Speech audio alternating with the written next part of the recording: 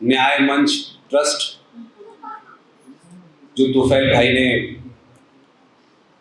जिन कारणों से बनाया है, उसमें वो पूरी ईमानदारी से अपना काम कर रहे हैं। और ऐसी सभा में जहां सुनने वाले बहुत चैतन्य हो और मंच पे 4-5 बड़े देश की जानी मानी हस्तियां बोल चुकी हों, ऐसे में सबसे आखिर में बोलने वाले के लिए संकट ये होता है कि बहुत कुछ कम बचा होता है। इसलिए बहुत सारी बातें कही गई हैं, करीब करीब मैं उसको रिपीट नहीं करना चाहता। मैं कभी भी किसी ने क्या किया, आक्रांताओं ने क्या किया, अंग्रेजों ने क्या किया, इसको जितनी विस्तार से डी.के. दुबे साहब ने रखा है, उससे बेहतर कोई नहीं रख सकता। लेकिन मैंने 47 नहीं देखा, मैंने 1950 नहीं देखा। जो मेरे सामने हुआ उस पे बोलने की जिम्मेदारी किसकी है?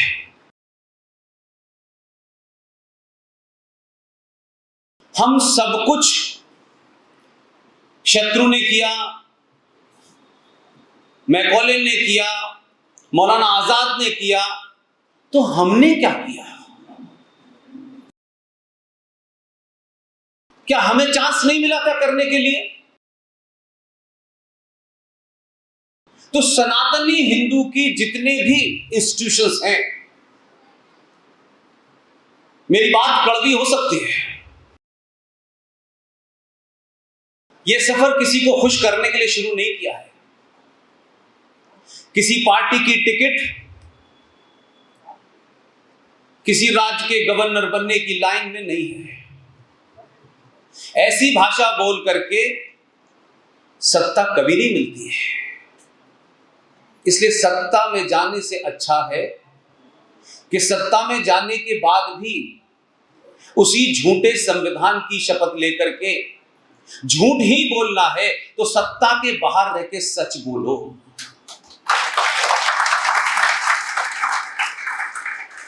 सच की एक प्रवृत्ति होती है, सच कितना भी गहरा दबा दिया जाए, कितने भी लंबे कालखंड तक वो सच दबा रहे, एक ना एक दिन वो सच पूरी ताकत से बाहर निकलता है। हमारा दौर इसलिए सबसे बेहतरीन दौर है कि हम इस दौर में कुछ सच को उजागर करने की उस प्रक्रिया में अपनी छोटी सी भूमिका निभाने का हमें मौका मिला है। इसलिए ये गोल्डन पीरियड है सनातनी हिंदू सभ्यता के अगर हिसाब से देखें और भारत देश के हिसाब से देखें, इससे ज्यादा गोल्डन पीरियड नहीं आने वाला। और मैं बार बार फिर कह रहा हूं कि किसी सत्ता के परिवर्तन के कारण बिल्कुल नहीं कह रहा, बिल्कुल नहीं कह रहा। मुझे ऐसा लगता है कि जो विषय आपने रखा है, राष्ट्र की समस्या और समाधान, पहले तो यह तय हो जाए राष्ट्र है क्या, राष्ट्र किसे कहते हैं। क्योंकि मैं जिस थ्योरी से बातचीत करना चाहता हूं उसमें भावनाएं कम हैं, फैक्ट ज्यादा है। हमको यही नहीं पता कि देश और राष्ट्र में फर्क क्या होता है। देश कोई सरकार चलाती है, कोई पार्लियामेंट चलाती है, कोई जुडिशरी चलाती है। देश एक भूमि का टुकड़ा होता है। उस भूमि के टुकड़े पे जितने भी इंस्टीट्यूशन हैं, सब सरकार द्वारा तनख्वाह लेते हैं। फौज हो, पुलिस हो, जुडिशरी हो, पढ़ाना लिखना हो, स्कूल हो, कॉलेज हो, सब सरकारी नौकर हैं। अब सरकार जिन नियमों से चल रही है वो नियम इस सरकार ने तो बनाए नहीं है। दुबे जी जिस संविधान की बात बार बार कह रहे हैं वो संविधान तो 1935 के ब्रिटिश ऑफ इंडिया एक्ट की फोटोकॉपी है। उसमें समय समय पर अपने स्वार्थों के हिसाब से कुछ लोगों ने तरमीम जरूर की। तो संविधान देश चलाने के लिए, राष्ट्र चलाने के लिए नहीं है। इसलिए कि राष्ट्र जो है वो किसी बाउंड्री, किसी सीमा, किसी सरहद का मोहताज नहीं होता। हम दुनिया के पहले ऐसे देश हैं जहां देश की सरकार राष्ट्र चला रही है और 82 से 85 करोड़ हिंदू ये चाहता है कि सरकार मंदिर बनाएगी तो हम मंदिर में जाएंगे। यानी ये उल्टा खेल मैं भारत में देखता हूं। मंदिर चलाने की भूमिका पुजारी की है। मंदिर कब खुलेगा, कब नहीं खुलेगा, कब पूजा होगी, कैसे पूजा होगी, किस विधान से होगी, इसकी अंतिम कड़ी शंकराचार्य है। हमारे 4 शंकराचार्यों की बात होती है। जब समाज को झूठ बोलने और झूठ सुनने की बीमारी हो जाती है, जब समाज को हर बात के लिए अनुमोदन की मजबूरी हो जाती, किसी से अनुमोदन मिल जाए कि हम ईमानदार हैं, किसी से अनुमोदन मिल जाए हम बहुत अच्छे हैं, तब समझ लीजिए कि समाज सड़ने लगा है। हम इतने लालची और बीमार हो चुके हैं अंदर से कि आज ये समझने लगे कि सत्ता का परिवर्तन ही सब कुछ है। सत्ता बहुत छोटी सी है, बहुत छोटी सी सत्ता, और सत्ता के परिवर्तन के लिए 5 साल में एक दिन का 1 घंटा, 1 घंटे की 1 मिनट और 1 मिनट के 30 सेकंड चाहिए होते हैं। 5 साल में जो समाज विदेशी आक्रांताओं से, कभी गोरे आए, कुछ गाड़ी में आए, कुछ ऊंट पे आए, सभी आते रहे। इन 5 सालों में दिन भर आप ब्राह्मण हैं, ठाकुर हैं, बनिया हैं, अगड़ा हैं, पिछड़ा हैं, यादव हैं, सब कुछ हैं भाई, इसमें होने में बुराई भी नहीं है। लेकिन लगातार अब 47 के बाद के भारत को भी देखें तो इस जनरेशन ने बहुत सारी ऐसी चीजें देखी हैं जो उससे वो सहमत नहीं है। हमारी गिनती ज्यादा है, उसके बावजूद भी हम 5 साल में जब वोट देने जाते हैं तो 30 सेकंड के लिए सनातनी नहीं बनते, तब भी हम ब्राह्मण, यादव, ठाकुर बन के ही वोट देते हैं। और इसमें कोई पैसे नहीं लगने, इसमें कोई ज्ञान नहीं है। भाई ठीक है, आपको यादव में शादी करनी है, ब्राह्मण में शादी करनी है, जो भी करना है वो आपका निजी मामला है, उसमें स्टेट को कोई दखल नहीं देना चाहिए। लेकिन जब 5 साल में 30 सेकंड के लिए हिंदू नहीं बने तो फिर हिंदू होने का ढंडोरा क्यों पीटे?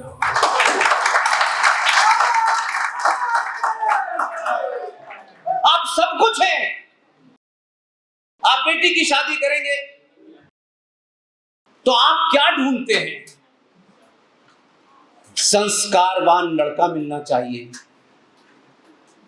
कितनी उस पे गाड़ियां हैं, मेरी बेटी को विदेश ले जाएगा। हम में से कितने लोगों ने अपनी बेटी के लिए वर ढूंढते वक्त ये ध्यान में रखा हो कि हम ऐसा पुरुषार्थी मर्द ढूंढें जो इस बेटी की फिजिकल, मेंटल और सोशल हिफाजत कर सके? हम ये नहीं ढूंढते। हम गोत्र के अंदर गोत्र ढूंढते हैं। वो गोत्र वाला पत्नी पे जब हमला होता है तो बचाता नहीं, भाग जाता है। इसलिए आप किसी भी चीज में 0 से लेके ऊपर तक पूरा समाज झूठ में डूबा हुआ है।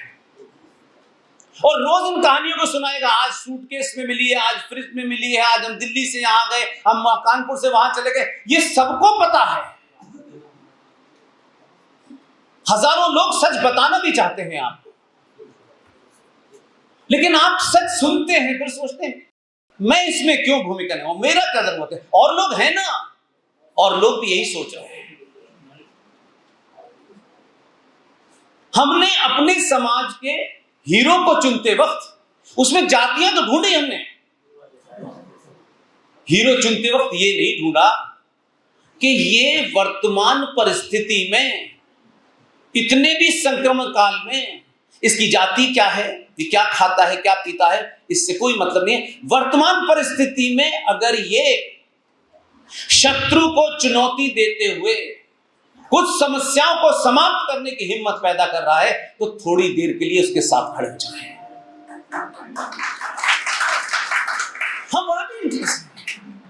हम ये चाहते हैं एक राजा आए, राजा सब कुछ कर दे, लेकिन हम दूध में यूरिया मिला के बेचे क्योंकि ज्यादा पैसे कमाने हैं। तब हमको ध्यान नहीं आता कि ये दूध कौन पिएगा, ये दाल कौन खाएगा, ये चावल कौन खाएगा। ये सीमेंट में बालू मिलाकर के बिल्डिंग बनाने वाले नहीं सोचते, क्या कहते हैं कि इसमें रहने वाला सनातनी हिंदू है, वो मारा जाएगा। हम हिंदू क्यों होना चाहते हैं कि अब आपके सामने रास्ता नहीं बचा, आप सब कुछ हो गए, जो सच है उसके साथ नहीं खड़ा होना चाहते, आप उससे भी दाएं बाएं बचना चाहते हैं। जो काम मंदिर में बैठे हुए पंडित जी का था वो भी नहीं करना चाहते। जिन्होंने कहा हमने संन्यास ले लिया है जीवन से और गेरुए वस्त्र धारण करें, वो एमएलए की टिकट लेने की लाइन में लगे हैं। इतने सारे हमारे यहां साधु संत हैं, हजारों लाखों की गिनती में होंगे। आप सब जानते हैं, डीके भाई ने बताया कि मैं अलीगढ़ मुस्लिम विश्वविद्यालय में पैदा हुआ हूं, लेकिन मेरे देखने का तरीका दूसरा है। पालघर में साधु मर जाएं, कुछ लोग टेलीविजन पे आकर के साधुओं के मरने का बदला लेते हैं। जिनके पास समाज की कोई जिम्मेदारी नहीं है, सिर्फ संन्यास लेने के बाद उन्हें कुछ सच बोलने की जिम्मेदारी है, वो भी झूठ बोलने पे तुले हुए हैं। अभी कुंभ होने वाला है, मैंने सुना है। कुंभ में इस बात के लिए झगड़ा होता है और तलवारें निकलती हैं कि पहले कौन सा घुटना आएगा, इस पे तलवारें निकलती हैं। ये तलवारें और समय पे क्यों नहीं निकलती? इसलिए सबसे बड़ी चुनौती सनातनी हिंदू के साथ है कि वो सच बोलने से डरने लगा है। और हम में से कम कोई ऐसी बात नहीं कहने वाला कि आपको ये करना है। आप एक बार अपने मन में सच बोलिए और जो बोल रहे हैं उसे दोहराइए। सुबह से शाम तक ये ज्ञान बांटा जाता है कि मृत्यु निश्चित है? मृत्यु निश्चित है कि नहीं है? बोलिए हाँ या ना। निश्चित है ना, तो मरने से डर क्यों लगता है? अगर मृत्यु आनी है तो कहां आएगी, कैसे आएगी, इसकी चिंता नहीं करनी, और मरना है तो फिर जीना सीखो। ये मर मर के जी रहे हैं, यहां से भाग गए, वहां समझौता हुआ, यहां बेटी दे दी है, वहां लड़का भाग गया है, वहां चले गए। जो लोग मर मर के जीना चाहते हैं उनसे मेरी विनती है वो आज ही मर जाए, ताकि एक चैप्टर तो क्लोज हो जाए। हम जिंदा हैं, किस बात के लिए जिंदा हैं? आप एक भीड़ हैं, भीड़। हर कोई आता है, आप ही की बोली लगाता है क्योंकि आप भीड़ हैं, और भीड़ कभी कुछ कर नहीं सकती,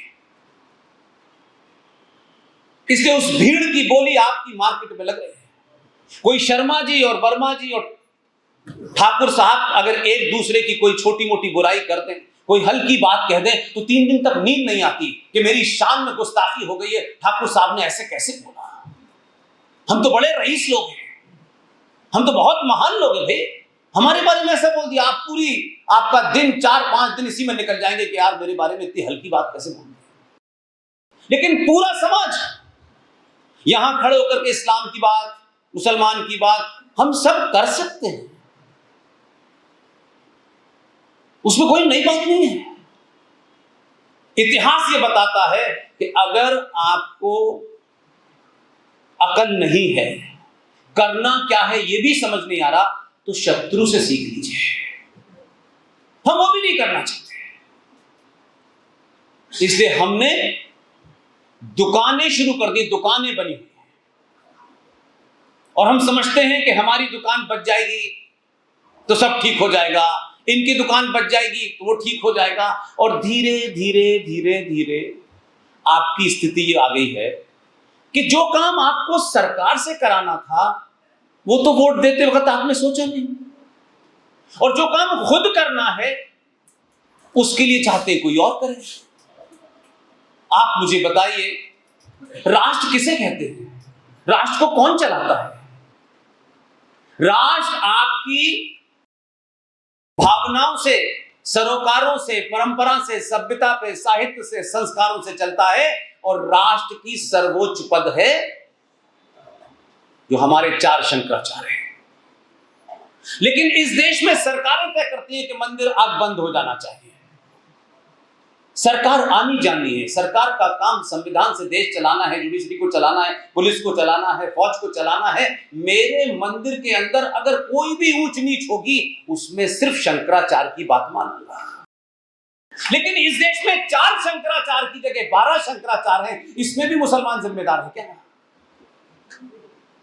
ये भी सरकार तय करे, क्योंकि कमाल की बात है, राष्ट्र सबसे बड़ा होता है, अनंत होता है, उसकी कोई सीमा नहीं होती। राष्ट्र सरकार के सामने गिड़गिड़ा रहा है, और सरकार द्वारा स्थापित उस न्याय व्यवस्था के एक जज से ये कह रहा है कि ये वाला नकली शंकराचार्य है, मैं असली शंकराचार्य हूं। इससे बड़ी गिरावट क्या हो सकती है? आपको जाना क्यों पड़ा कोर्ट में? ये नकली और असली का शंकराचार्य भी नकली असली कर रखा है आपने, तो कौन सी जगह यकीन मानी जाए? आपका कथावाचक जिसको राम का पुरुषार्थ बताना है, राम का जीवन बताना है, कैसे राम का जीवन था, राम ने ये किया, ये किया, ये किया, कृष्ण ने ये, वो भी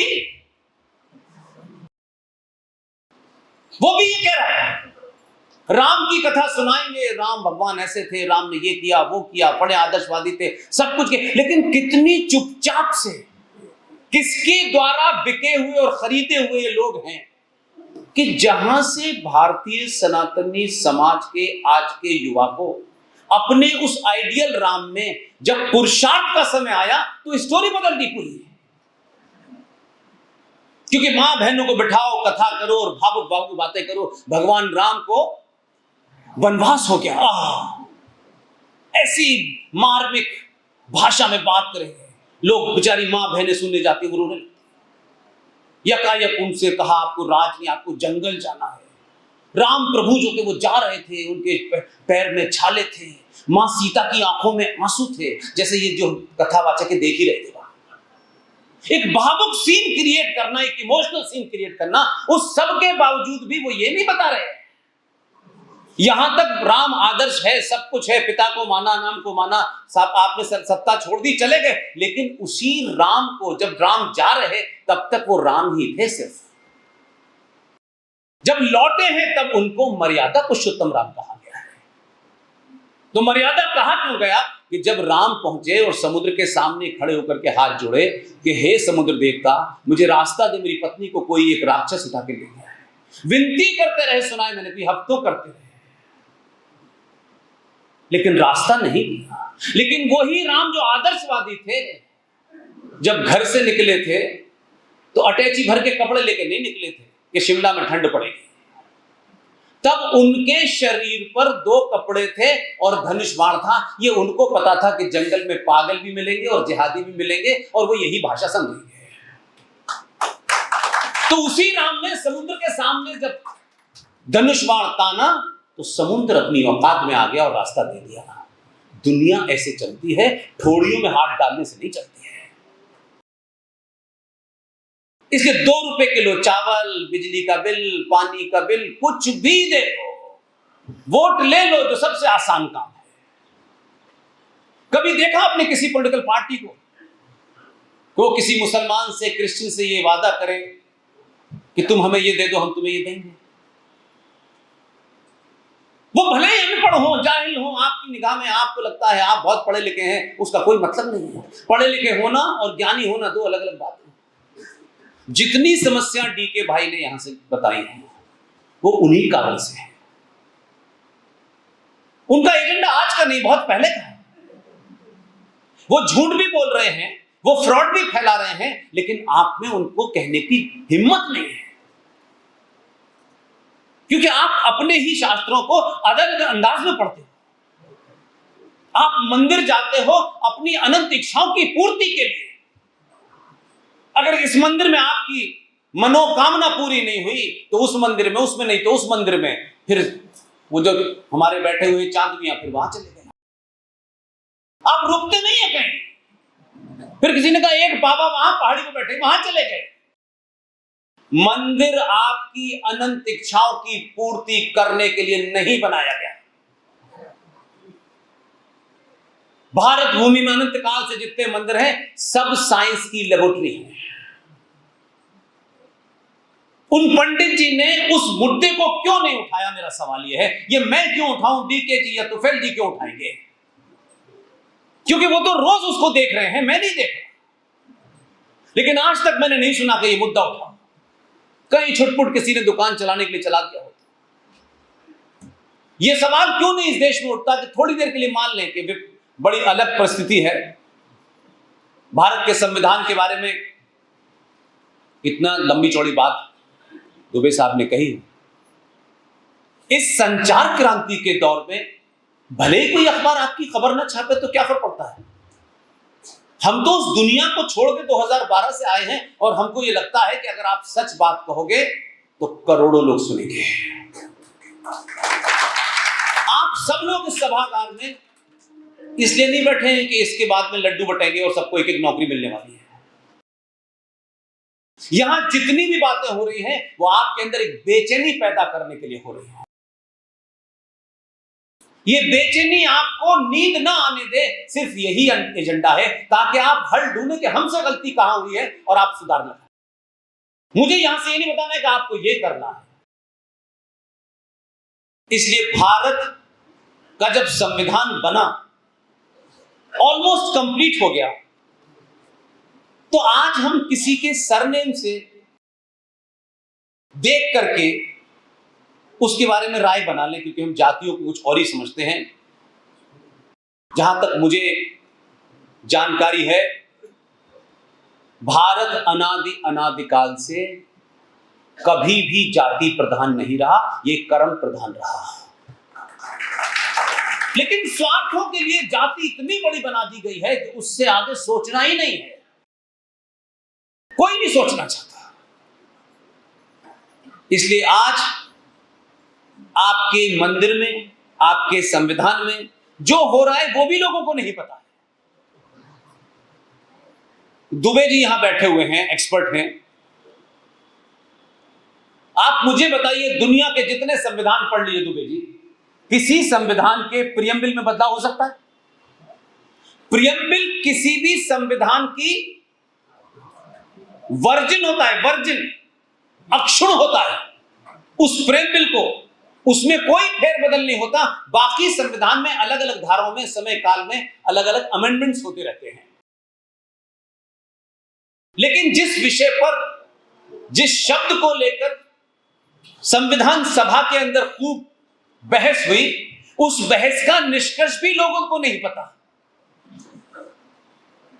और उसके बाद यकायक वो जो आजकल आलू से सोना बना के आए हैं, उनकी बहन का लाल रंग के संविधान से शपथ ले रही थी, वो कह रहे हैं ये संविधान बदल देंगे।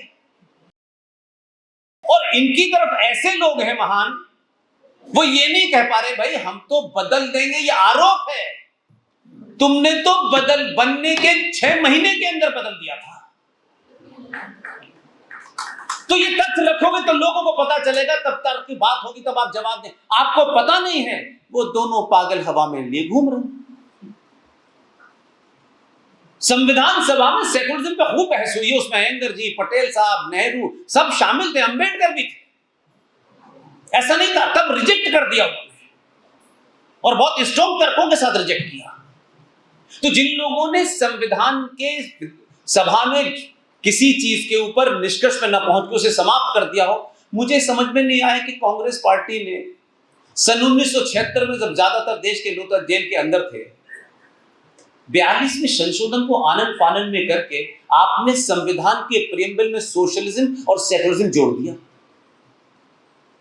इस पे चर्चा नहीं हुई कि आपने तो प्रियम्बल बदल दिया। संविधान के अंदर बहुत सारे अनुच्छेद बदले जा सकते हैं, वो तो होता है, लेकिन ये चर्चा का विषय नहीं है।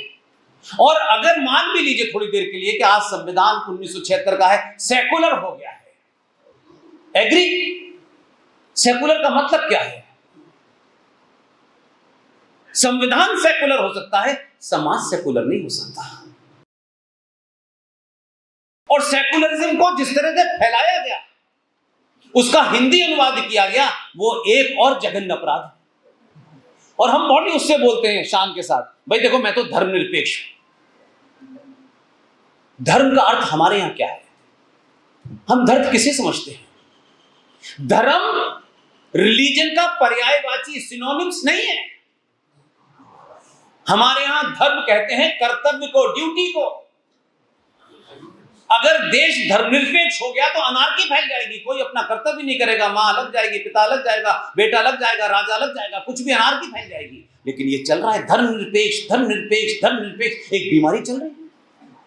और अगर इस बीमारी पे ही डिबेट करनी है थोड़ी देर के लिए, तो ये चर्चा का विषय क्यों नहीं है कि अगर भारत संविधान का हमारा जो है धर्मनिरपेक्ष हो गया, जिसपे कहा गया सब बराबर हैं, चलो थोड़ी देर के लिए मान लिया हमने सब बराबर हैं, तो संविधान में ये कहीं नहीं लिखा कि जो 84 करोड़ हैं उनकी गिनती ज्यादा है इसलिए वो बराबर नहीं है। और संविधान धर्मनिरपेक्ष है और सब बराबर हैं, तो माइनॉरिटी मिनिस्ट्री क्यों है, माइनॉरिटी कमीशन क्यों है, सच्चर कमीशन क्यों है, मुस्लिम वर्ल्ड बोर्ड क्यों है, मुस्लिम एजुकेशन बोर्ड क्यों है?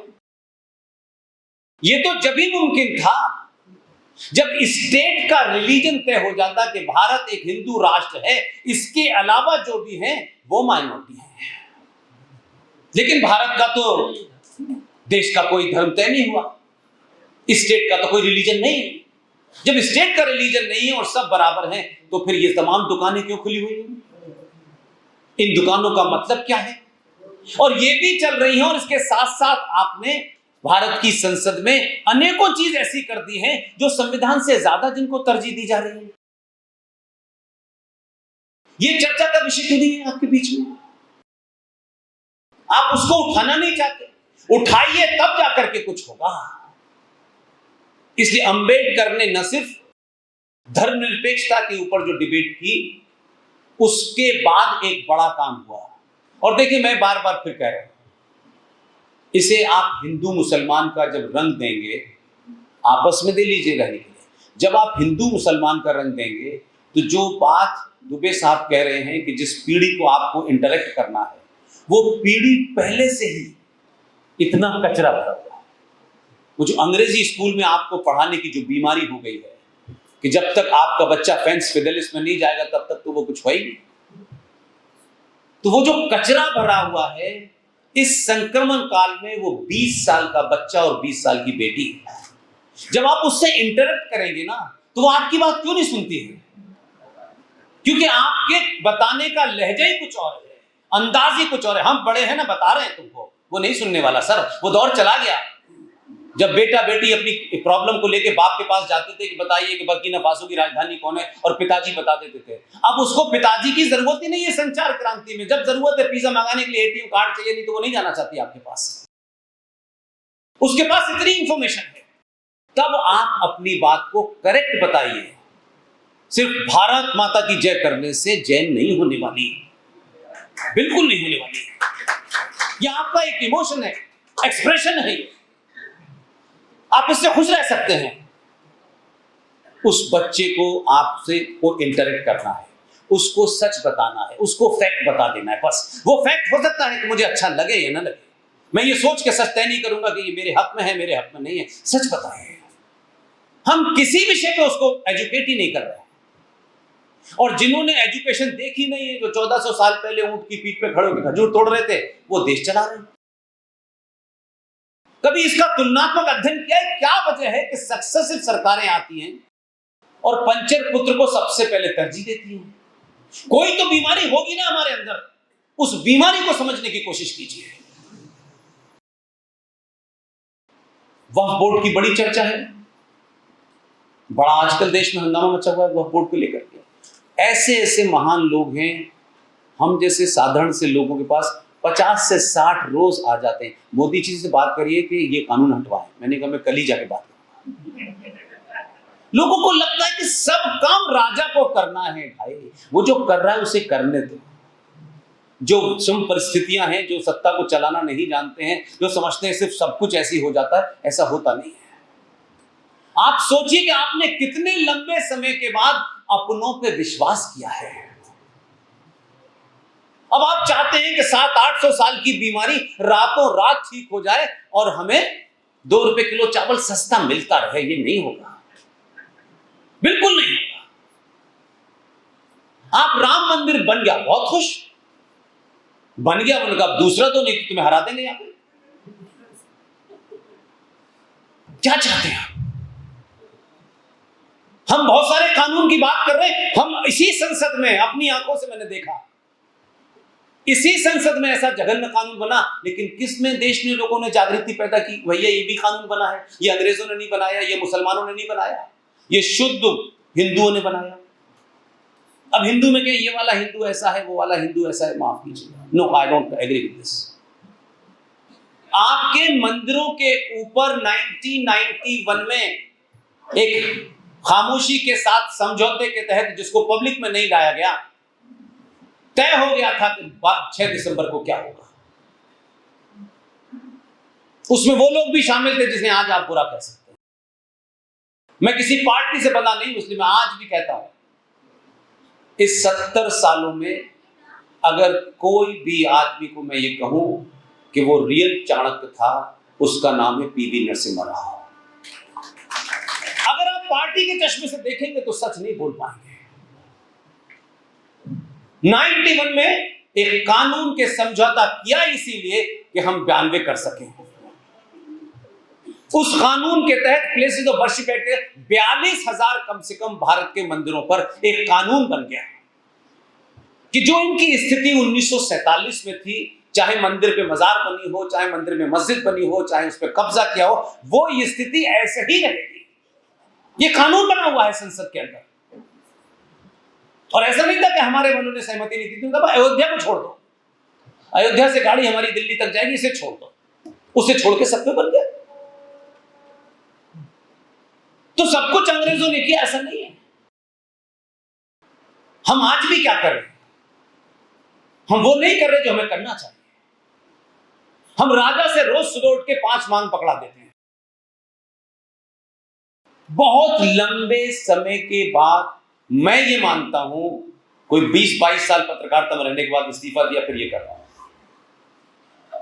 कि आपको अपने होने का एहसास, हम हैं कौन, हम भेड़ हैं, बकरी हैं, हम सस्ते बिकने वाले लोग हैं, हम ठाकुर हैं, बनिए हैं, कौन हैं, पहली बार आपको एहसास हुआ कि हम हिंदू हैं। और हिंदू के चेहरे पे देखते वक्त आप ब्राह्मण ठाकुर नहीं देखा।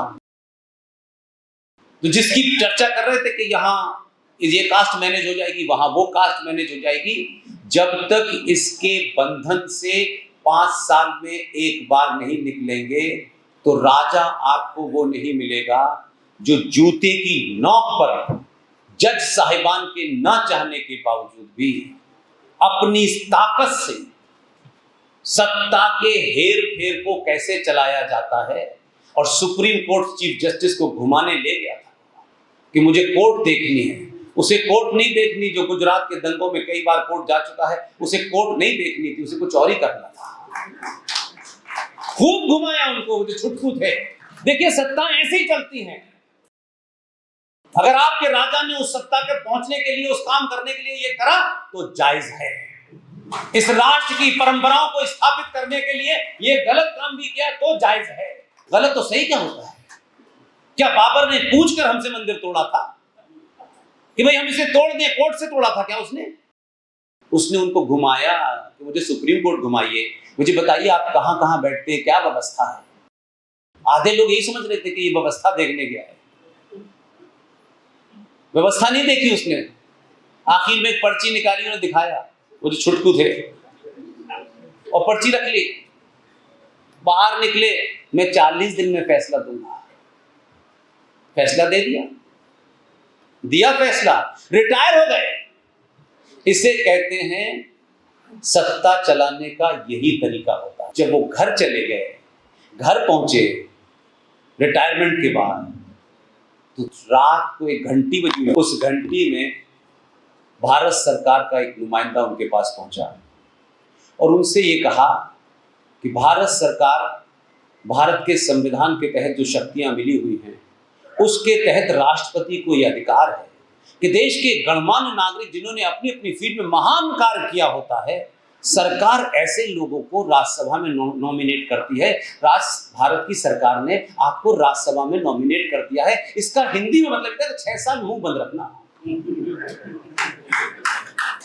राज सत्ता ऐसी चलती है भाई। अगर वो इस चलाने का एक्सपर्ट है तो फिर उसको 242 पे क्यों रोका आपने? क्यों रोका था? आपकी ईगो राज से बड़ी थी। तो जब आप 21 साल के बच्चे से बात करें तो कहना ये राम मंदिर हिंदू मुस्लिम का इशू नहीं है, ये कृष्ण मंदिर हिंदू मुस्लिम का इशू नहीं है, ये संबल से लेके पूरे देश में मंदिर है, ये हिंदू मुस्लिम का नहीं है। भारतीय सनातन सभ्यता के पुनर्स्थापना का दौर है। उस सभ्यता के स्थापना में अगर मंदिर टूटे थे तो मंदिर भी स्थापित हो गए। और दुनिया में जब विश्वविद्यालय का कंसेप्ट नहीं था, ये ऑक्सफोर्ड नहीं था, ये फलाने तिमाके दुनिया जमाने के जो आपके बच्चे जानते हैं, जब ये कंसेप्ट ही नहीं था कि विश्वविद्यालय क्या होता है, तब नालंदा था। और अगर नालंदा को भी किसी इस्लामिक आताताई ने तोड़ा तो इस सरकार के मुखिया ने नालंदा को भी पुनर्स्थापित किया है। लड़ाई को दूसरे तरह से लड़िए, तब आपका बच्चा समझ पाएगा। नहीं तो बेचारा इस ऐसे भंवर में पैदा हुआ है कि उसको लगता है नहीं ये तो कोई बड़ी एक्सट्रीमिस्ट बात कह रहे हैं, ये तो कुछ हिंदू मुस्लिम की बात कह रहे हैं, ये कहने ही नहीं।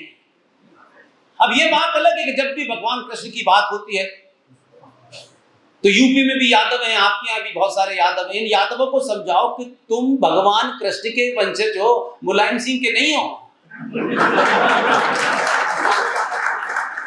लेकिन बैठ गया उनके दिमाग में, ऐसा नहीं भाई। इसलिए मैं सिर्फ आपसे एक ही निवेदन कर रहा हूं, जिस विषय को नहीं जानते हैं उस पर पब्लिकली मना कर दीजिए, मैं नहीं जानता भाई। आपका कद छोटा होने वाला नहीं है। मैं पब्लिकली कहता हूं, बहुत सारे लोग कभी कभी बुलाते हैं, कहना पुष्पेन आज हमारे यहाँ डिबेट है इकोनॉमिक्स पे। मैंने कहा तुम उस आदमी से बात कर रहे हो जो हाई स्कूल में 3 नंबर मैथमेटिक्स में ग्रेस मिलने के बाद पास हुआ है, तुम उससे इकोनॉमी की बात क्यों करना चाहते हो? बिना जानकारी के न बोले तो भी सनातनी हिंदुओं की आधी समस्या खत्म हो जाएगी। हर आदमी कोई एक बयान दे देता बिना जाने, एक नई कंट्रोवर्सी पैदा कर देता जिसका उसका कोई लेना देना नहीं। इसलिए मंदिरों के अंदर बैठने वाले पुजारी, वो माननीय सम्माननीय, उनके सम्मान में मैं कोई छोटी बात नहीं कहना चाहता, न मेरी हैसियत है। इस देश में चर्च, मजारे, गुरुद्वारे, किसी भी जगह जो पैसा चढ़ावे में आता है, सरकार उसको टच नहीं करती। देश सेकुलर है। लेकिन मेरे मंदिरों पे चढ़ने वाला करोड़ों करोड़ों रुपया सरकार ले जाती है। पंडित जी एक दिन मंदिर देर से खोलते और आके समाज में जाके बताते कि भाई जो तुम सोना चढ़ाते हो, जो देवी के ऊपर इतना पैसा चढ़ाते हो, ये मुझे नहीं मिलता, ये मंदिर को नहीं मिलता, ये तो सरकार ले जाती है। अगर ये चेतना भी पैदा हो जाती तो इसकी एक लड़ाई तो कोर्ट कचहरी में लड़ी जा सकती है, जो लड़ी जा रही है। जे साईं दीपक लड़ रहे हैं कोर्ट के अंदर, सुप्रीम कोर्ट में, आईआईटी खड़गपुर का टॉपर वो लड़ रहा है। लेकिन उसका फैसला कब आएगा? 50 साल बाद आएगा, 100 साल बाद आएगा, मैं नहीं जानता। लेकिन आपके हाथ में आज जो है वो तो कर सकते हैं। वो रोका किसी ने आपको? वो तो कोई विधि विधान ऐसा काम नहीं कर रहे कि वो नहीं करेंगे तो आपके ऊपर कोई धार लग जाएगी। आप कल से ये तय करें कि जो भी मंदिर ऐसा है जहां से सरकार पैसा लेके जाती है, उन मंदिरों की बात कर रहा हूं जो आपके निजी कंट्रोल में है, जहां वो कानून लागू नहीं है, मैं उसकी बात नहीं कर रहा हूं। उन मंदिरों में जाएं, वहां जो भी पुजारी है, 5 लोग समाज के तय कर लें, इस मुजफ्फरपुर के 10 लोग तय कर लें कि ऐसा अगर आपके मुजफ्फरपुर में एक भी ऐसा मंदिर है जहां का चढ़ावा सरकार लेती है, आप उस मंदिर के पुजारी के पास जाइए, 10 लोग जाइए, समाज के प्रबुद्ध लोग जाइए और उससे कहिए पंडित जी आपके घर का खर्चा कितना है? 25,000, 50,000। हम 25 से 50,000 रुपया आपके घर हर महीने पहुंचाएंगे। लेकिन इस मंदिर पे किलो किलो जो सोना चढ़ रहा है, वो जो भी आए उसे चढ़ाने से मना करिए, क्योंकि ये सोना, इस सोने से जो योजनाएं चल रही है, राजस्थान की सरकार ने अपनी विधानसभा में जवाब दिया है, बिल्कुल साफ है, कहीं छुपा हुआ नहीं है। राजस्थान में एक मंदिर है नाथ द्वारा, उसमें 85 करोड़ रुपया आता है सालाना। एक बेटी जो नई नई वहां विधानसभा में गई है, उसके माध्यम से सवाल पूछवाया कि भाई ये पैसा जो आता है कितना आता है और कितना इस पे मंदिर पे खर्च होता है। गहलोत सरकार ने, ऐसा नहीं कि उससे पहले की सरकार बीजेपी की थी तो नहीं था, उन जमाने भी तो और अभी भी है, उन्होंने साफ साफ लिखित में कहा नाथ द्वारा मंदिर से 85 करोड़ रुपया सालाना आता है और मंदिर के ऊपर हम एक पैसा खर्च नहीं करते, ये सारा पैसा सेकुलर कामों में खर्च होता है। इस पे आंदोलन करते हैं आप तो मालूम है क्या होता? ये इश्यू बनता तो क्या पता होता, 370 से ज्यादा बड़ा इश्यू है।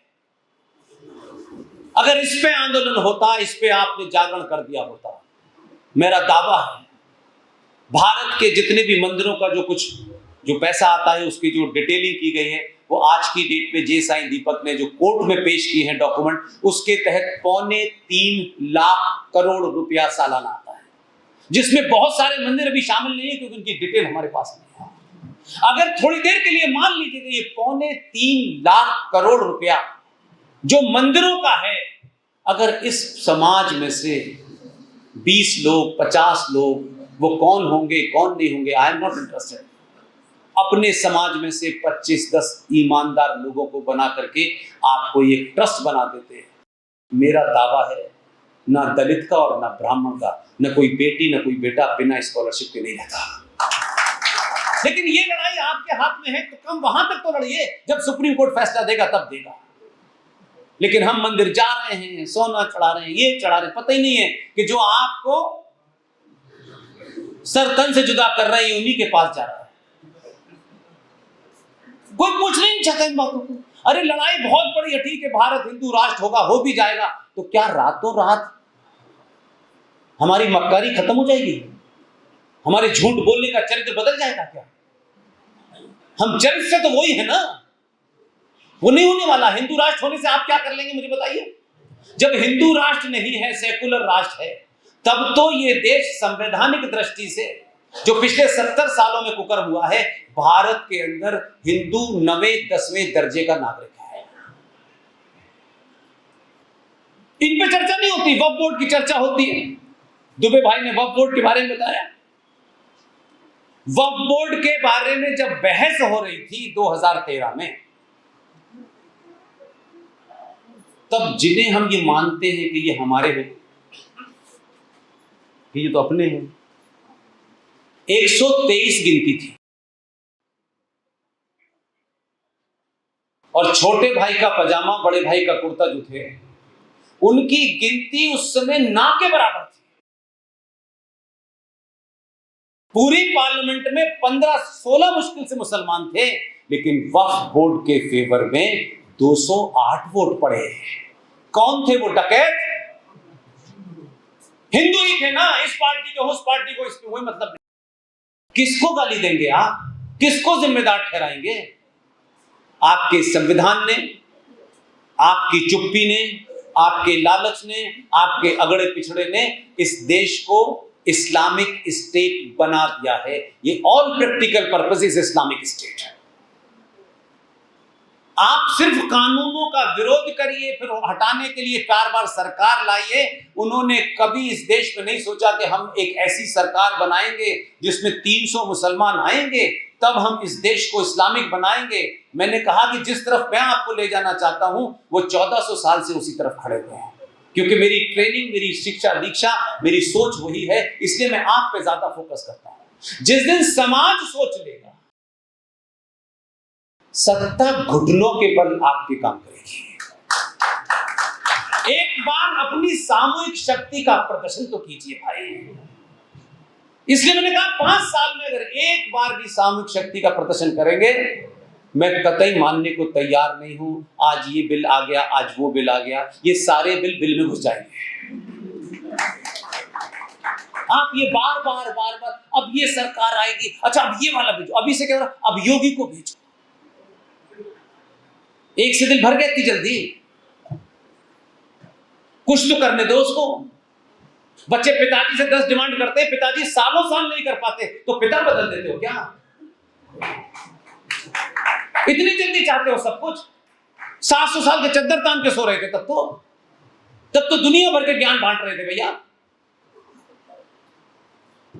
क्योंकि हम सच बोल से इसलिए घबराते हैं, पता नहीं क्या होगा। इसलिए एक जो मुझे तकलीफ देता है, कोई सभा मेरी ऐसी नहीं है कि जिसमें नहीं बोला हूं, और मैं सच बता रहा हूं। पता नहीं कुछ लोग क्या सोचते होंगे। मैं अपने मरने से पहले इस कुंठा में, इस कॉम्प्लेक्स में नहीं मरना चाहता कि जो भी कुछ मेरे पास ताकत थी, बोलने की ताकत थी, ना रुपए की है, ना पैसे की, ना सत्ता की, मेरे पास कोई ताकत नहीं है। बोलने से तो मुझे कोई नहीं रोक सकता। मैं मरने से पहले अपना नाम उनमें नहीं लिखाना चाहता। बड़े बड़े हिंदूवादी हैं, बड़े एक चौराहे पे हर बड़ा हिंदूवादी खड़ा है, हर घर में पिता मां बच्चे से कहे सच बोल लो बेटा, सच बोलना चाहिए। हम कितने मक्कार हैं। इस देश की एक बेटी ने, पढ़ी लिखी बेटी ने, दिल्ली विश्वविद्यालय के कॉलेज यूनिवर्सिटी की पूर्व अध्यक्ष ने, सुप्रीम कोर्ट में काम करने वाली उस बेटी नुपुर शर्मा ने सच बोला। सच बोलने से पूरे देश के हिंदू इतने डर गए कि उन्होंने अपनी जबान तालू से ऊपर नीचे नहीं चढ़ाई, कहीं हमारी गर्दन न कट जाए। ऐसे कायर समाज में रहने से फायदा क्या है? वो बेटी आज, उसका कोई किराम नहीं है। ये दो कम से कम तुफैल साहब ये बतलाएंगे कि उसके अंदर क्या लिखा हुआ है। सूरा नंबर 9 आयत नंबर 5 ये फरमाती है कि जो तुम्हारे अल्लाह और अल्लाह के रसूल पर यकीन न लाए, विश्वास न लाए, उसका कत्ल वाजिब है, उसका कत्ल जस्टिफाई है। उसने वो बोल दिया टेलीविजन पे। ये 82 करोड़ हिंदू समाज उस बेटी के लिए एक लाइन नहीं बोल पा रहा। इतना डरा हुआ समाज है। आपको हिंदू राष्ट्र कोई देगा? ये है चरित्र हमारा। इतना डरे मरने से, और सुबह शाम ज्ञान, मृत्यु आनी है, उसकी चिंता क्यों करनी है? घुसे जा रहे हो बिल में। अपनी बेटी के साथ नहीं खड़े हो पाए, एक पढ़ी लिखी समझदार बेटी के साथ नहीं खड़े हो पाए। कोई बेटा बेटी बोलेगा सच? आपको पैसे लगते थे, चंदा मांगा था किसी ने आपसे कि बोलने का चंदा लगेगा आपके ऊपर? किसी देश के अंदर किसी कथावाचक थे, किसी ने कहा देखो जो भी कुछ है, लेकिन उसने किताब को कोट करके कहा है, अक्षरशः सही कहा है। जामा मस्जिद पे जम्मू की सड़कों पे लोगों ने तलवार लेके सर तन से जुदा का नारा लगाया है, और इस देश की नपुंसक कोर्ट, क्योंकि वो भी आप ही के यहां से गई है, कोर्ट में खड़ी होकर कोर्ट में बहस कर रही है। कोर्ट का चीफ जस्टिस कहता है नुपुर शर्मा तुम्हारे कारण देश का माहौल खराब हो गया है, जो हेट स्पीच का बयान बांटती है। नुपुर शर्मा ने कहा सच वो हेट स्पीच है, और 5 बार खड़े होकर के अल्लाह की अजान देते हो, ला इलाहा इल्लल्लाह मोहम्मद रसूलुल्लाह। क्या तुम कहते हो अल्लाह के सिवा किसी दूसरे की पूजा नहीं हो सकती? ये हेट स्पीच है कि नहीं है? बोला कोई? ताली बजाने से कुछ नहीं होने वाला है। हम किसी से कुछ मांगने नहीं आए हैं। अगर न्याय मंच बना करके तुफैल भाई को लगता है कि मैं ये काम करूंगा, कन्विक्शन से करूंगा, और इसके अलावा मुझे कुछ और नहीं करना है, तो ये उनका कन्विक्शन है, वो इसे कर रहे हैं। कैसे कर रहे हैं, कब कर रहे हैं, कितना कर रहे हैं, ये सवाल मत पूछो। इतना तो जरूर कर सकते हो कि तुफैल साहब इस युद्ध में हमारी भूमिका क्या होगी। आप जो कर रहे हैं उसमें हमारी भूमिका बताइए, हम क्या कर सकते हैं। तो तुफैल साहब ने कभी ये नहीं कहा होगा कि आप सड़कों पे निकलिए और चिल्लाइए। वो समय ही नहीं, आप निकल ही नहीं सकते सड़कों पे, आप नहीं निकल सकते। अपनी भूमिका को इसी तरह तय करिए कि आप लिख सकते हैं तो लिखिए, बोल सकते हैं तो बोलिए, चिल्ला सकते हैं तो चिल्लाइए। और अगर ये 3 काम भी नहीं कर सकते तो जो चिल्ला रहा है उसके साथ खड़े जाइए। इसलिए तुफैल जी यहां आ गए, हम सब आ गए, जहाज से आ गए, खाना खाया, होटल में रुका। मैं ये पूछना चाहता हूं हजरीन,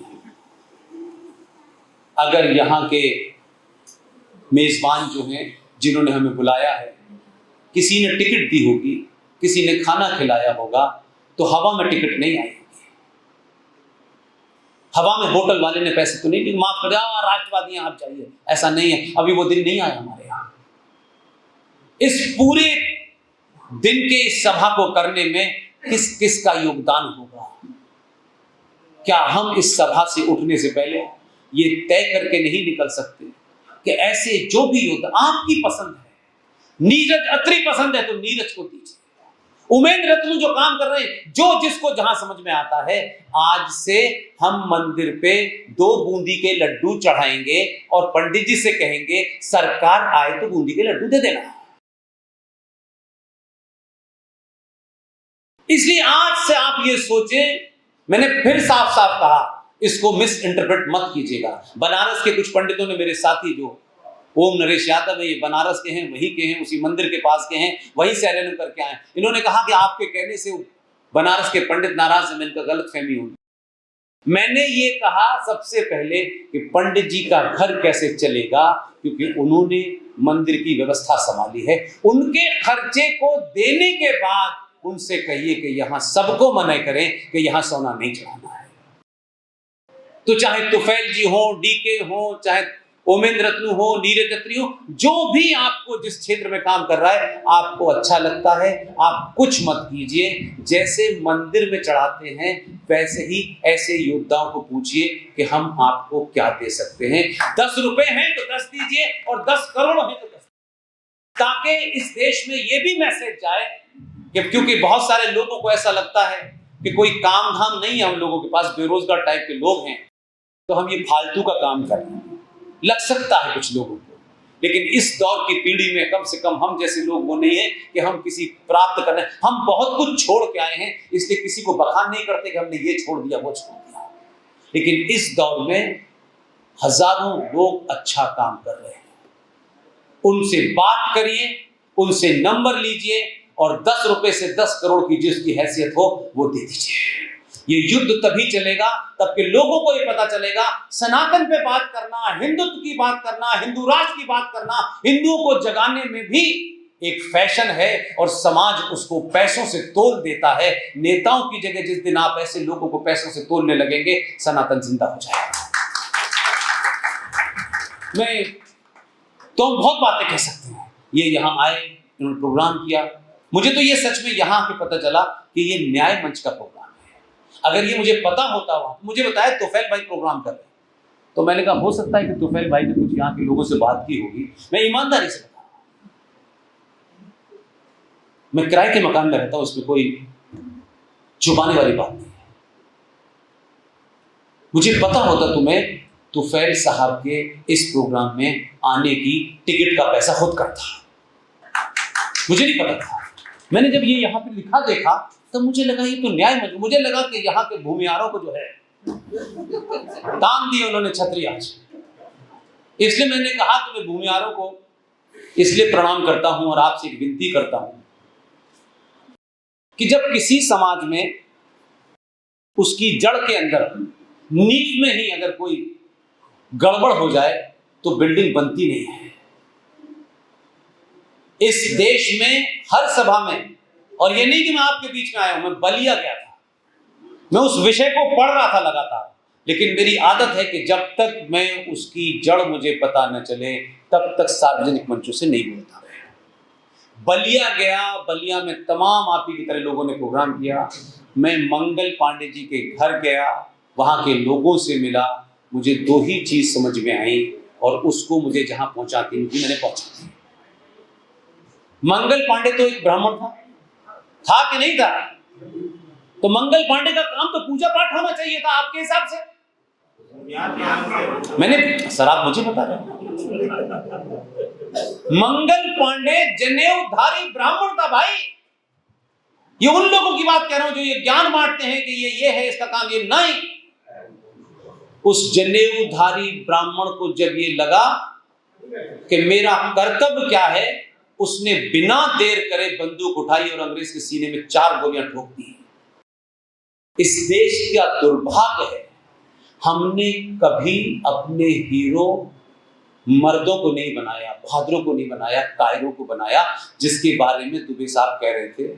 एक आदमी जिनका नाम जवाहरलाल नेहरू है, कब पंडित हुए पता नहीं चला। उन जो आपकी जड़ बता रहा हूं, ये बिल्डिंग गिरेगी, हमारे सामने गिरे हमको नहीं पता, लेकिन गिरेगी इतना पूरा विश्वास है। जो बिल्डिंग 1947, 1946 और 1946 और 1947 और 1948 तक जिसकी जड़ में मट्ठा डाला गया है, जो आदमी, उन कांग्रेसियों को आप धन्यवाद दीजिए कि जब जनवरी और मार्च के अंदर कैबिनेट मिशन भारत में आया, तो कैबिनेट मिशन प्लान ने साफ साफ गांधी के कान में बताया कि हम शीघ्र ही सत्ता का हस्तांतरण करने वाले हैं। साथ में ये राइडर लगाया कि हम कांग्रेस को और कांग्रेस में जवाहर को सत्ता देंगे।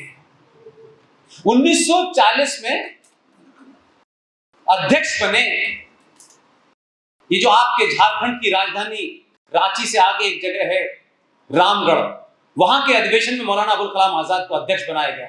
1940 से लेकर 46 तक वो अध्यक्ष रहे कांग्रेस पार्टी के, इसलिए रातों रात फिर उनको हटाया गया और नए अध्यक्ष का चुनाव, क्योंकि वो अंकल से हम कान में कह गए थे हमारे पिताजी के। और फिर क्या हुआ कि साहब जो कांग्रेस पार्टी के अध्यक्ष के लिए कैंडिडेट मांगे गए, वो कांग्रेसी कितने महान थे, मैं उनको सैल्यूट कर दूं। मुझे तो यहां की पता चला कि आचार्य जेबी कृपलानी का यहां से रिश्ता है, यहां पैदा हुए थे वो। तो जरूर यही भूमिहारों की संगत ने उन्हें बिगाड़ा है। आचार्य जेबी कृपलानी इतना बड़ा काम करके गए हैं जो कर नहीं सकता है। सबसे नजदीक थे गांधी जी के, सारे कुकर्मों के वो थे गवाह। उस समय जब चुनाव की घोषणा हुई तो कांग्रेस पार्टी के विद्वानों ने कांग्रेस पार्टी के अध्यक्ष पद के लिए फूलवाले चचा को कैंडिडेट नहीं बनाया। तब पिताजी गए सीडब्ल्यूसी में और कहा कि नेहरू मेरी पहली पसंद है, और फिर उनका नाम डाला गया अध्यक्ष पद के लिए। लेकिन उससे भी महान कांग्रेसी वो थे कि जब चुनाव हुआ 15 वोट पड़े, 1 वोट पट्टाभी सीतारमन को मिला, 2 वोट नोटा में गए, 12 के 12 वोट सरदार पटेल को मिले, नेहरू को नहीं मिले। उनसे बड़ा कोई हो सकता है कि कांग्रेस में रहते हुए वो नेहरू को जानते थे। लेकिन बदकिस्मती देखिए कि इस देश में जिसे राष्ट्रपिता कहा जाता है, अगर मेरा पिता कल पता चले कि मेरे पिता ने बड़ी रिश्वत खाई थी या कोई बहुत गलत काम किया था, मैं जीवन भर उसकी कभी इज्जत नहीं कर पाऊंगा। लेकिन जिस राष्ट्रपिता ने इस देश के अंदर 2 बड़े जघन्य अपराध किए, नेहरू को पहले कैंडिडेट बनाने के लिए सीडब्ल्यूसी पे जोर डाला, और फिर जब उस कांग्रेस ने नेहरू को अध्यक्ष नहीं बनाया तो 12 वोट मिलने वाले को आपने प्रधानमंत्री नहीं बनाया, और जिसे 1 भी नहीं मिला उसे प्रधानमंत्री बना दिया। तो भाई साहब ये कहते हैं कि ईवीएम रिग हो गई थी। अब इस देश की जड़ में ईवीएम रिग हो चुकी है बहुत पहले। ये तो अब पता चल रहा है कि हमारा इलेक्शन रिग बहुत पहले ही गांधी जी ने करा था, किसी छोटे मोटे आदमी ने नहीं किया था। लेकिन गांधी जी राष्ट्रपिता हैं इस देश के, और जब ये कारनामे सुनेंगे तो आपको अच्छा लगेगा। मैं आज भी कहता हूं, मैं आपके सामने नहीं कह रहा, मैं बलिया से निकलने के बाद पिछले 7-8 साल से मैं अपनी बात कहता रहूंगा, किसको सुनना है नहीं मुझे नहीं पता। अगर इस देश का राष्ट्रपिता मंगल पांडे होता तो ये देश कायम नहीं बनता। उसने सही काम किया। ये दलाली करने वाले इस देश के अंदर सत्ता पर बैठ गए। ब्रिटिश साम्राज्य का आखिरी viceroy, last viceroy for British India कमाल क्या है, लोग आपके मुंह पे थूकते होंगे, हमारे मुंह पे थूकते होंगे कि यार कैसे पागल लोग हैं, क्या बकवास करते हैं। हम आज भी कह रहे हैं 15 अगस्त 1947 को आजाद हुआ है देश। 14 अगस्त 1947 तक जो आदमी ब्रिटिश साम्राज्य का लास्ट वाइसरॉय था, 15 अगस्त 1947 को आजाद भारत का वो पहला गवर्नर जनरल बन गया। हमसे ज्यादा वो जो है ना पड़ोस में, जैसे हम दिन भर गाली दे के खुश रहते हैं, उनके यहां भी गया था।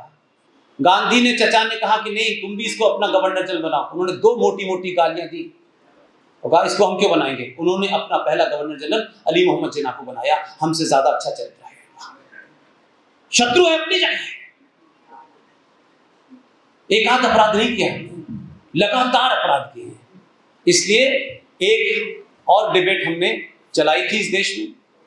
हम नहीं जानते, हमको कोई गलतफहमी नहीं है कि ये सब कुछ हमारे कारण हुआ होगा, लेकिन हम इस खुश होते जरूर हैं कि समाज में सही बात रखोगे, लोगों को पता चलेगी, तो जरूर कोई ना कोई कभी ना कभी किसी के कान में जाएगी।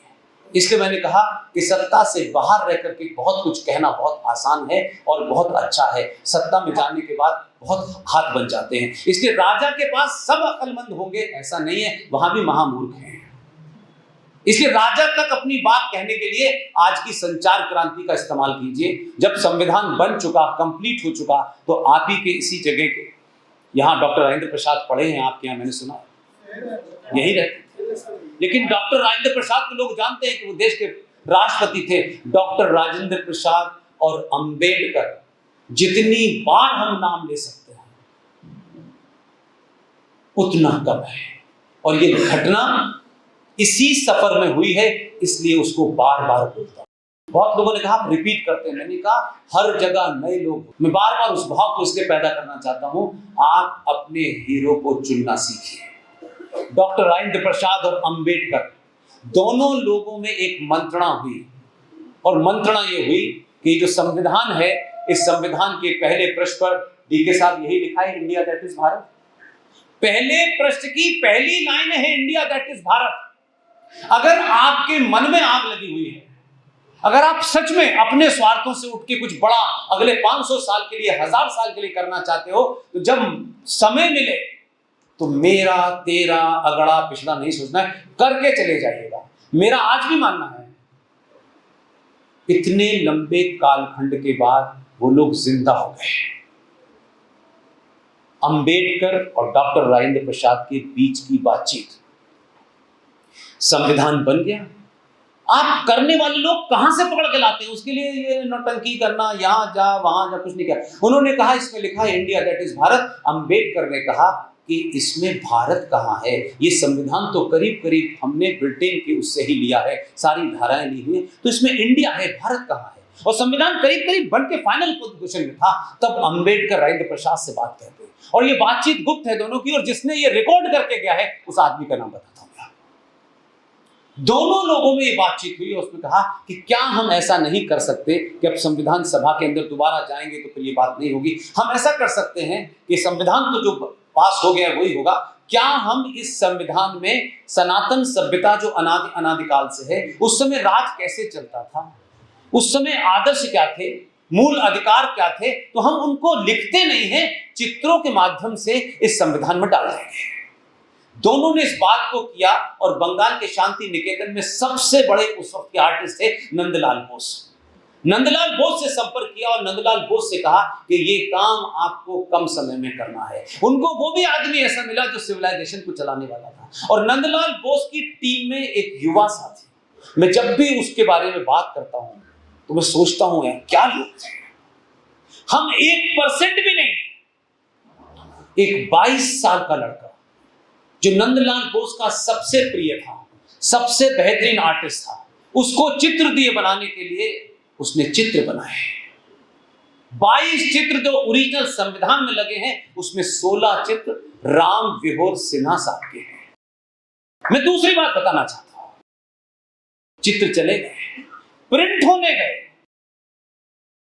चचा को कुछ पता चला, चचा पहुंच गए प्रेस।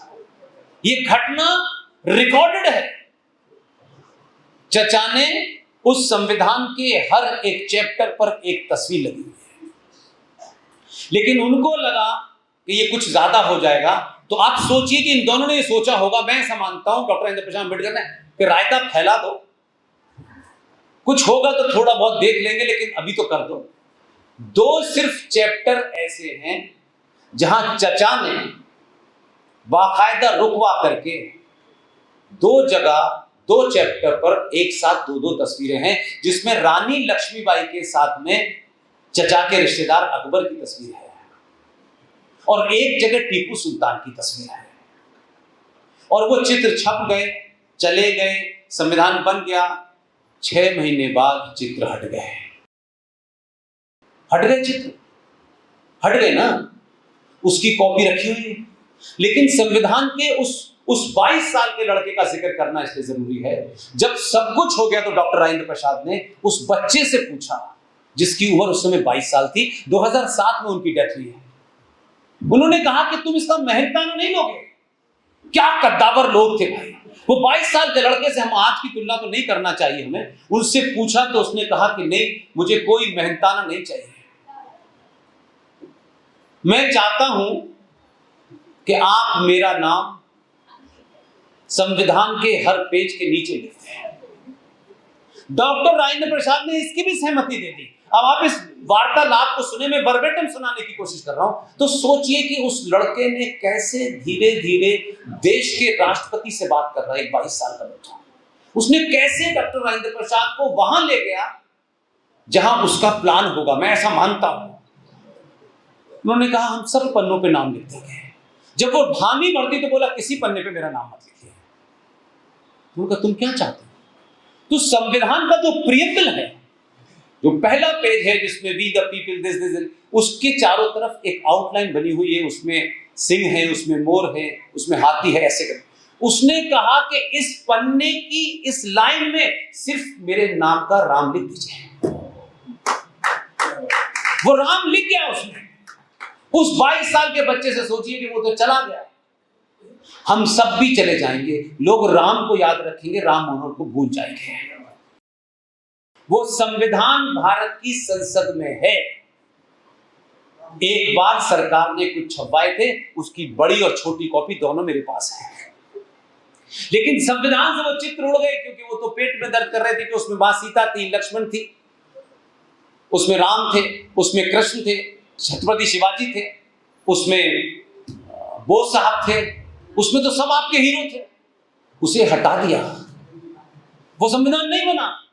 इसलिए मैं फिर कह रहा हूं कि सनातन सभ्यता के पुनर्स्थापना के दौर में जो मेरी इस सभ्यता की स्थापना के पड़ाव हैं, मेरे लिए उससे ज्यादा सरकार कुछ है ही नहीं। वो किसको क्या करेगी, कौन सा कानून लाएगी, वो लाती रहे, मेरा इंटरेस्ट नहीं है। इसी देश के आपके राजा ने इस बात को पूरे तरीके से जब स्टडी कर लिया, जब वो जो बंगाल, मध्य प्रदेश में जो जबलपुर शहर है जहां वो परिवार रहता है, जब उन्होंने ठोंक पीट के कर लिया, तब एक दिन संसद की नई बिल्डिंग बनने के बाद पुरानी बिल्डिंग से नई संसद में आने के लिए सारे एमपीओ को एक झोला बांटा गया। हर एमपी, कांग्रेस से लेकर के सपा, बसपा, सब, क्योंकि वो बंद कर दिया था ऐसे करके, तो सब ने इसलिए खोला होगा कि वहां जाके खोलेंगे, रास्ते में क्यों खोलेंगे। और सब बच्चे, जैसे पहली बार माँ स्कूल में जाने के लिए बच्चे के बस्ता डालती है ना, तो बच्चा बड़ा छत्ता कूदता जाता है, ऐसे ही सब पहुंचे नए पार्लियामेंट के अंदर। और जब संविधान के उसको खोला, तो संविधान के पहले पन्ने पर जो बनारस के अंदर ज्ञान व्यापी की हम चिंता कर रहे हैं, उस ज्ञान व्यापी के सामने 450 साल पुराने नंदी का चित्र पहले पृष्ठ पर बना हुआ है। उसमें वो सारे चित्र जो अब तक गायब हो गए थे, वो सब बने हुए हैं।